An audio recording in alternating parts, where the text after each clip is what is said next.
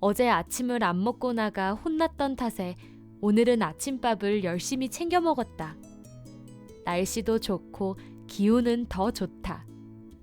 오늘은 코너링을 더 멋지게 해보자 싶다. 어제 넘어질 때 다친 무릎에 멍이 들었지만 그 정도쯤이야. 웃으며 넘겨본다. 어젯밤에는 친구에게 전화로 코너 돌았던 이야기를 떠들어댔다. 코너링을 잘하는 팁이 있냐고 물었더니 친구는 팁? 무슨 팁? 그냥 핸들을 가고 싶은 쪽으로 꺾으면 돼. 그 다음은 몸이 알아서 하는 거야. 그 부분은 몸에 맡겨둬야지. 모든 걸 생각해서 통제하려니 더 복잡해지는 게 아닐까? 한다. 평소에는 말이 많지 않은 편인데도 가끔 입을 열면 해탈한 스승님 같은 말을 하는 친구라 이번에도 귀가 솔깃하다. 오늘은 핸들만 돌리고 몸은 제가 하고 싶은 대로 내버려둬 보리라 다짐한다.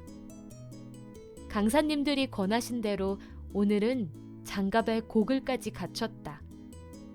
여러 가지 사실로 미루어 볼 때 오늘은 어제보다 훨씬 더 잘 탈 것만 같다.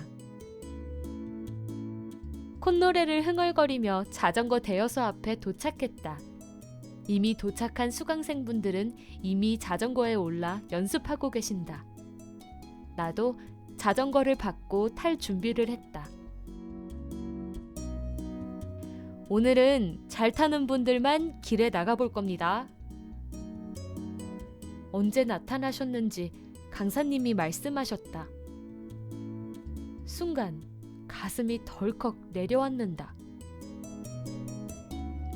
처음 수업을 신청할 때 커리큘럼을 읽은 기억은 있었다.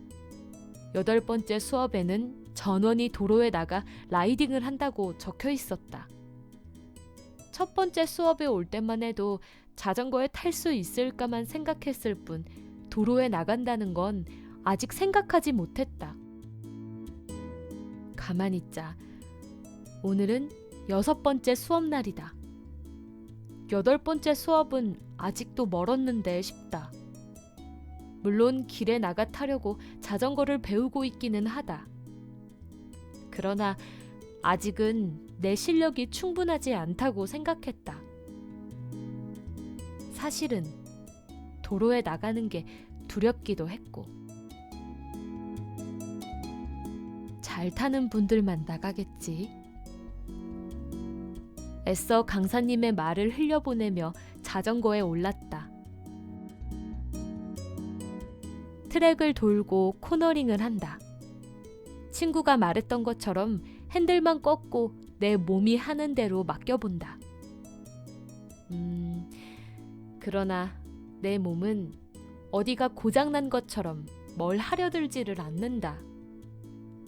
결국 강사님의 설명을 곱씹으며 어제 연습했던 것을 다시 해보는 수밖에 없다. 모두 줄을 서서 트랙을 5번쯤 돌았을까 싶은데 강사님 한 분이 줄을 이끌고 달려나간다. 그 뒤를 따라 달리던 분들이 트랙 밖으로 나가더니 곧 자전거 도로 위로 달려가기 시작했다. 나도 따라갈까 하다 그냥 비켰다. 대신 트랙을 돌았다. 1시간 동안 어제 한 것을 되풀이했다. 나라는 사람은 욕심이 많지 않다. 돈이나 명예에도, 명품 가방, 보석에도 별 관심이 없다. 내가 좋아하는 것은 글쓰기, 독서, 커피, 소소한 여행, 그리고 작은 행복감들이다. 반면에 가장 견딜 수 없는 것은 어제와 같은 오늘이다. 어제의 나보다는 조금이라도 나은 오늘의 나였으면 하는 게 내 인생의 모토다. 그래서였다. 어제 돌던 트랙을 계속 돌면서 마음이 편치 않았다. 어제와 똑같은 연습만 하고 수업이 끝나겠구나 하는 어찌 보면 나 자신에 대한 실망감이 엄습해왔다. 겁은 왜 이렇게 많은 건지 남들은 다 타는 자전거 하나를 못 타서 자전거 도로에 못 나가는 게 바보 같다. 이 생각 저 생각을 하다 보니 트랙을 여러 번 돌았다. 여러분, 모두 멈추고 쉬세요. 두 분 계신 강사님 중 잘 타는 분들을 데리고 도로에 나가신 강사님 말고 나가지 않은 우리와 함께 계셨던 강사님께서 소리치셨다. 자전거에서 내려 주위를 둘러보니 도로에 나가지 않은 분들이 나 말고도 30여 분은 남아 계셨다. 순간 다행이다 싶다. 나만 도로에 못 나간 건 아니었구나 해서다. 평소에 운동을 잘하는 편은 아니다. 그렇지만 못한다는 쪽에 들면 기분 좋기도 어렵다. 여러분, 못 나가서 속상하지요? 강사님의 말씀에 그만 울컥해졌다. 자전거 도로에 나가 탄다는 것. 이게 뭐라고 못하니 속상하고 막상 하자니 겁이 난다. 여러분은 아직 잘 못 타서 나가면 위험해요. 나가지 말고 지금은 연습하고 다음 주에는 나가도록 해요. 알겠죠? 참 우습게도 속상한 감정이 눈 녹듯 사라졌다. 강사님 말씀 몇 마디의 말이다. 도로는 위험해요. 연습을 충분히 안 하면 나가서 다친다고요. 나가는 건 중요하지 않아요. 나갈 준비를 잘하는 게 중요한 거지. 작년 여름까지도 장편 소설을 한참 쓰고 있었다. 쓰던 나도 지루해지는 이야기를 숙제라도 하듯 쓰고 또 써내려갔다. 남자 주인공은 우유부단하고 바람둥이였으며 이기적인 멍청이였고, 여자 주인공은 그 남자 주인공을 위해 무조건 희생하는 매력이라고는 전혀 없는 캐릭터였는데, 지금 생각해도 왜 내가 그런 것을 썼는지 이해되지 않는다. 어쨌든 쓰고 또 쓰던 소설을 때려치운 건 그 소설이 소설적으로도 너무도 소설적이지 않다는 결론에 이른 탓이었다. 소설이라면 현실과 달라야 하고 조금이라도 더 매혹적이어야 한다. 읽고 싶은, 읽고 싶고 듣고 싶은, 생각하고 싶은 이야기를 써야 하는데 그 소설은 그렇지 못했다. 소설 쓰기를 접어두고 한가롭게 놀고 있는데 친구가 불쑥 물었다. 너 요즘 왜 소설을 안 써? 그냥 마음에 안 들어서 접었어. 그래? 그럼 다른 소설이라도 써야지. 직접 쓰지 않더라도 머릿속에서라도 생각 안에서라도 보이는 것 듣는 것 모두 소설을 써야 해. 넌 소설가잖아. 소설가가 되고 싶어 하고 소설가가 되기를 원하는. 그렇지 않니? 그래. 나 소설가야. 머쓱하게 대답한 그날 밤, 나는 내 SNS 계정의 프로필에 소설가를 적어 넣었다. 아직은 초보 소설가라는 말도 뺐다. 나는 초보 소설가이므로 내 글이 서툴러도 애교로 봐달라는 말처럼 보였기 때문이다. 그날 이후 나는 소설을 쓰기 위해 노력했다. 작은 것들, 느낌들, 생각들을 적거나 기록해두려고 애썼고, 낯선 책들 안에서 뭔가를 찾아보려 떠돌았다. 그리고 강사님 말씀을 들었을 때 문득 작은 희망이 솟아나는 것을 느꼈다.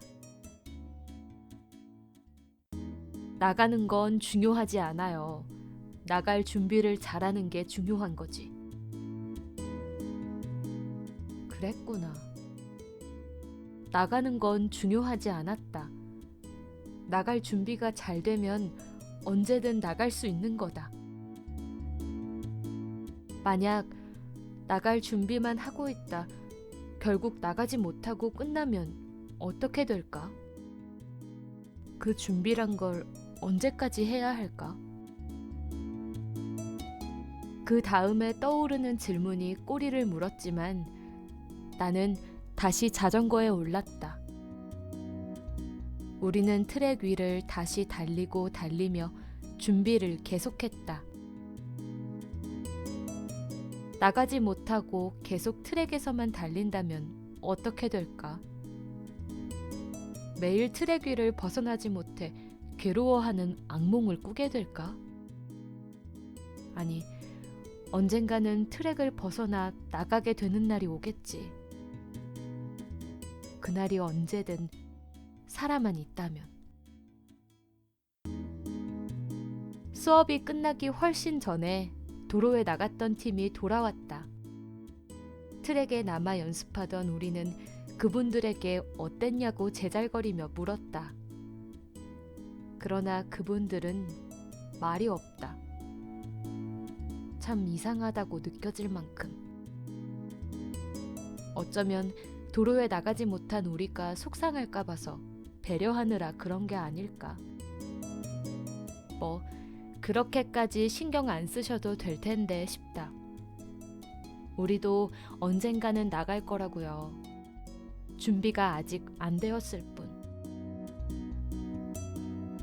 수업이 끝나고 돌아오는 길에 친구에게 카톡을 했다.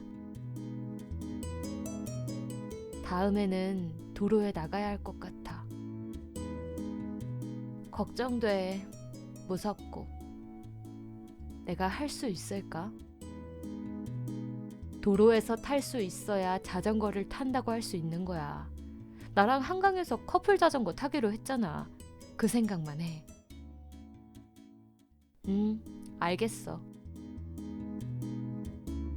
집으로 돌아가는 길에 잠시 걸음을 멈추고 자전거 도로를 내려다보았다.